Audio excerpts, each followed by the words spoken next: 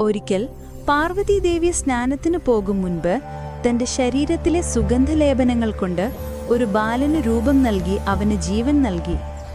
ആരെയും അകത്തേക്ക് കടത്തിവിടരുതെന്ന് നിർദ്ദേശിച്ച് ആ ബാലനെ പുറത്ത് കാവൽ നിർത്തി.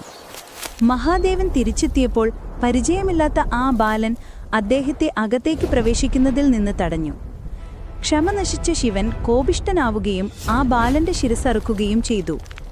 ഇതറിഞ്ഞ പാർവതിയുടെ ദുഃഖവും ക്രോധവും അതിരുകളില്ലാതായി.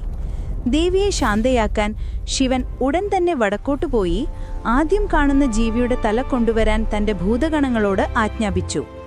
അവർക്ക് ആദ്യം കാണാൻ കഴിഞ്ഞത് ഒരാനയെയാണ്. അതിന്റെ തല കൊണ്ടുവന്ന് ആ ബാലന്റെ ശരീരത്തിൽ ചേർത്തു. അങ്ങനെ ഗണപതിക്ക് ഗജമുഖം അഥവാ ആനയുടെ മുഖം ലഭിച്ചു.